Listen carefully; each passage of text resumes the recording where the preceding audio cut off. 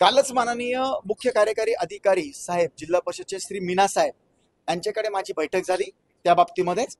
आणि गेल्या मी सांगितल्यापासून सप्टेंबर 2022 पासून माझ्या मतदारसंघामध्ये सगळ्यांचा HRA बंद आहे. HRA बंद आहे म्हणजे ते त्यांनी अपडाऊन करणं हे त्यांना कायदेशीर नव्हतं.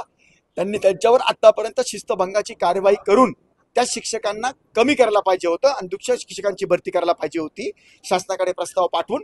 पण त्यांनी केलेलं नाहीये. ते त्यांनी मान्य केलं कालच्या बैठकीमध्ये आणि त्यांनी लागलीच निर्णय घेतला की जे शिक्षक आता गावात राहत नाहीयेत मुख्यालयी, जे MCSR आणि कायद्याप्रमाणे राहणं बंधनकारकच आहे. कारण शिक्षक महोदय फक्त 10 ते 4 येऊन शिकवावं हे अपेक्षित नाहीये. त्यांना गावात राहून सगळ्यांना त्याला म्हणतो आपण संस्कार दिले पाहिजे. गावात शिक्षक राहिल्यामुळे वेगवेगळे व्यसन मुक्त होतात लोक, हे ते करत नाहीत. म्हणून त्यांच्यावर कडक कारवाई झाली पाहिजे. त्यांना जे काही दिलेला आहे मुख्यालयी राहण्याचा कायदा तो त्यांनी पाळलेला नाही आणि ह्याचा सगळा हेतू आहे दर्जेदार शिक्षण. आणि दर्जेदार शिक्षण दिलं नाही त्याचा क्रायटेरिया आहे. म्हणून दर्जेदार शिक्षण दिलंच नाही त्यांनी, तेही प्रूव्ह झालेलं आहे. त्याकरता सन्माननीय एज्युकेशन ऑफिसर मॅडम आणि CO साहेब यांनी मला शब्द दिला कालच की आम्ही ताबडतोब कारवाई सुरू करतो आणि त्यांच्यावर शिस्तभंगापासून जी कारवाई करायला पाहिजे ते आम्ही करणार. फक्त तुमच्या मतदारसंघातील शिक्षकांचं HRA बंद, हे राज्यभरातल्या शिक्षकांचं असं व्हायला पाहिजे जे जात नाही त्यांचं? मला बाकीच्याची अजून माहिती नाही. मला माहिती मागणी कराल का तुम्ही राज्यभरातलं? तुम्ही करेल ना, करेल. व्यवहार करतोय, काही माहिती मी मागवतोय. मला माहिती मिळाल्या नाही. मी RTI टाकला होता. RTI टाकल्यानंतर सुद्धा मला जवळपास 5 महिन्यापासून 6 महिन्यापासून माहिती मिळालेली नाहीये. माझी पहिली RTIचा अर्ज जुलैमध्ये होता, नंतर ऑगस्टमध्ये पण होता. माझे 3 RTIच्या पत्रावर कोणतीही दखल मला साधी पत्रव्यवहारांनी सुद्धा करण्यात आलेली नव्हती. म्हणून मी आज कॉर्पोरेशनमध्ये आणि गेल्या 8 दिवसापूर्वीपासून मी अधिकारी महोदयांना फोन करून सांगतोय की बाबा तुम्ही मी मागितलेल्या माहिती तुम्ही मला देत नाही आहात. इतके दिवस झाले, ठीक आहे, राहून गेला असेल तरी द्या. तरी ते चाल ढकल करत होते. लवकरात लवकर अशी काही मुदतही देत नव्हते की मी 2 दिवसात देतो, 3 दिवसात देतो.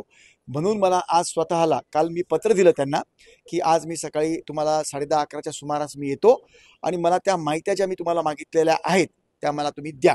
तर त्या माहित्या आता जेव्हा आलो तरी पूर्ण माहित्या तिथं टेबलवर अपेक्षित असं आहे की त्या माहित्या आत्ता तरी मला आल्याबरोबर त्यांनी मला सुपूर्त करायला पाहिजे होत्या, परंतु त्या माहित्या अद्याप मला सुपूर्त करण्यात आलेल्या नाही आहेत. मी त्या माहित्या आणि अधिकच्याही माहित्या ज्या मी आता काही बाबींची मला अजून अधिकची माहिती पाहिजे ती मी त्यांना मागितलेली आहे. ती कंपाईल म्हणजे तिथून ते देत आहेत जमा करून. मला वेळ लागला, म्हणून मला वेळ लागला आणि मी ते माहित्या घ्यायच्याच. मला जितक्या माहित्या मला पाहिजे आज त्या मला माहित्या लागतीलच, म्हणून मी कॉर्पोरेशनमध्ये आलेलो आहे. कुठली मागितली तुम्ही? बघा, मुद्दे असे आहेत की आपल्या कॉर्पोरेशनमध्ये साध्या बाबी ज्या आहेत कॉमन मॅनच्या त्या पूर्ण होत नाही, परंतु अवास्तव खर्च जास्तीचा केला जातो अशा माझ्या माहित्या होत्या. उदाहरणार्थ, आपल्या कॉर्पोरेशन हद्दीमध्ये कुठेही तुम्हाला चालायला व्यवस्थितरित्या जागा मिळत नाही. पार्किंगच्या जागा नाही आहेत. कॉमन मॅनला आज भाजी मंडी उघड्यावर भरते, त्याच्या कचऱ्याचे ढीगच्या ढीग असतात.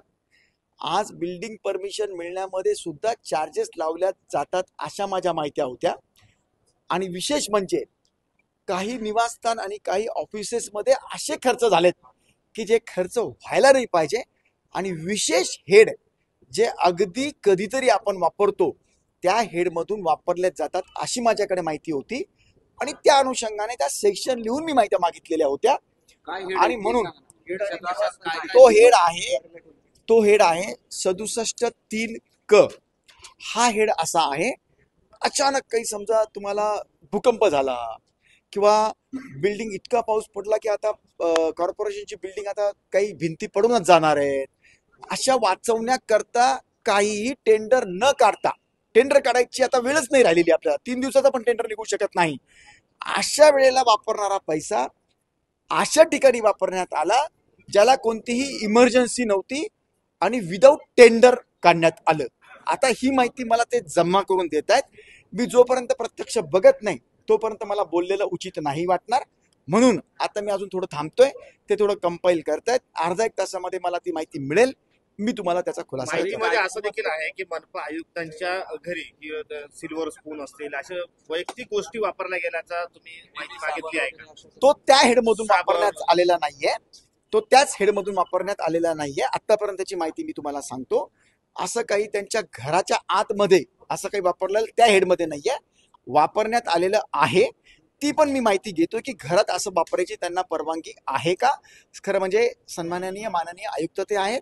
एक IAS अधिकारी आहेत. IAS अधिकारी महोदयांनी ऍक्च्युली ॲक्झिओमॅटिक राहायला पाहिजे.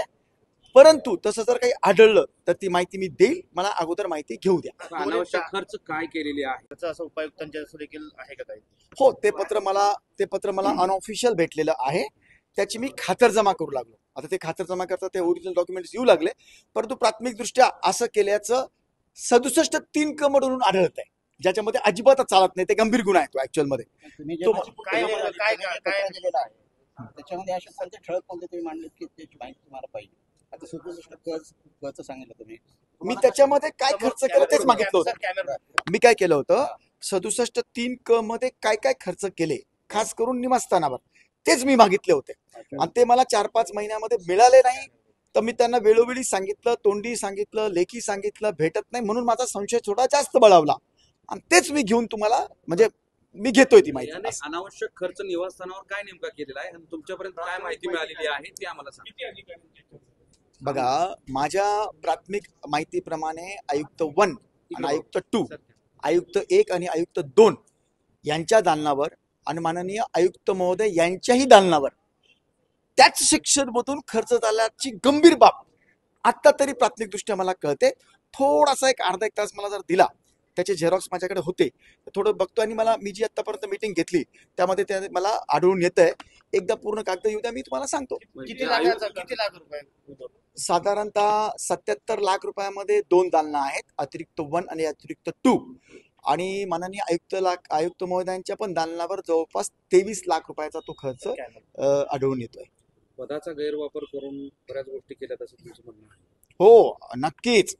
पदाचा गैरवापर म्हणजे पदाचा गैरवापर तर आहेच, परंतु त्या सेक्शनचा अधिकार, कारण की ती सेक्शन अशी आहे 67(3) क, त्याला टेंडर काढावं लागत नाही.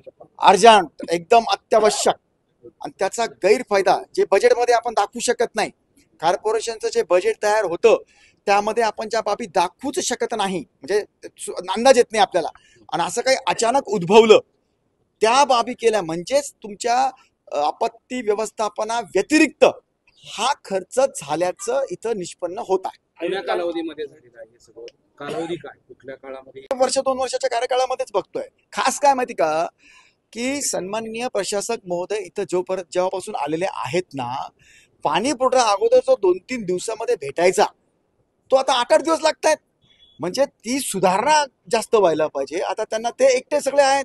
स्मार्ट सिटीचे आयुक्त म्हणून ते आयुक्त इथं आहेत आणि स्मार्ट सिटीचा चार्ज त्यांच्याकडेच होता. जवळपास 1000 कोटी रुपये आलेले आहेत. शहरामध्ये ते काही दिसून येत नाहीये, कामामध्ये दिसून येत नाहीये. कुणीकडच्या कुणीकडे लॅम्प्स वगैरे लावण्यात आलेले आहेत. ह्या सगळ्या गोष्टी आहेत. म्हणून आत्ताच्या तर मी आयुक्तांचं गोष्ट सांगू लागलो.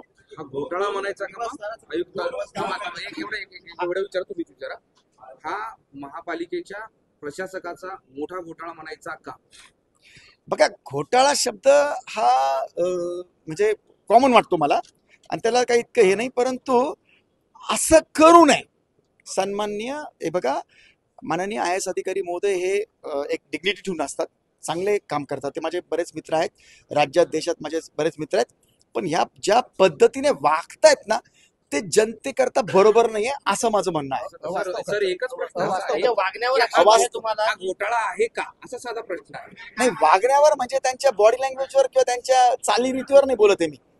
त्यांची प्रशासकीय वागणूक जी आहे, जी मला लेजिटिमेट पाहिजे माझ्या ह्याच्यामध्ये, त्याच्यावर मी बोलतोय. सर 2 वर्षापासून समोरून या ना सर, कॅमेरा. आपले आमदार आहेत, शहरामध्ये सुद्धा सगळे स्थानिक आमदार शिवसेना भाजपाचे आहेत. असं असताना म्हणजे जेव्हा प्रशासक असतो तेव्हा या महानगरपालिकेवरती लक्ष ठेवणं अपेक्षित असतं. मग आपल्या आमदारांनी यांनी सुद्धा लक्ष ठेवलेलं नाही काय? नाही, माझ्या माहितीप्रमाणे ते पण वेळोवेळी लक्ष ठेवतात. सगळ्याच बाबीत लक्ष ठेवतील असं काही अपेक्षित नाहीये. त्यांना पण बरंच हे असतं. पण वेळोवेळी महानगरपालिकेमध्ये जितके सन्मान्य आमदार शहरामध्ये आहेत त्यांनी चांगलं लक्ष दिलेलं आहे. मला ज्या माहिती मिळाल्या त्याचं लक्ष मी देतोय शहरामध्ये. शहरात 3 आमदार असून सुद्धा त्यांना नाही का तुम्हाला ग्रामीण मधून इथं यावं लागलं प्रश्न उचलण्यासाठी? नाही बघा, आमदार जे राज्यात निवडून येतात पूर्ण 288 ते फक्त एका एरियातून निवडून येतात. म्हणजे कोणी समजा कन्नडमधून आले, कोणी समजा यवतमाळमधून आले, कोणी समजा एखादे पुण्यावरनं आले, तो भाग वेगळा. ते सर्व राज्यामध्ये त्यांनी लक्ष दिलं पाहिजे हे अपेक्षित असतं. आणि हे शहर तर मला लागून मी या शहराचाच आहे, यामध्ये गैरप्रकार मी या आढळला शहरातही तर राहतो. पुढचं आंदोलन, पुढची दिशा कशी असणार यामध्ये जर नाही. गैरप्रकार? गैरप्रकार जे झाला कायदेशीरित्या जे मला करायला पाहिजे ते मी करणार. Okay, thank you thank you so much. आमदार साहेब, दर्शकांचा जो प्रश्न आहे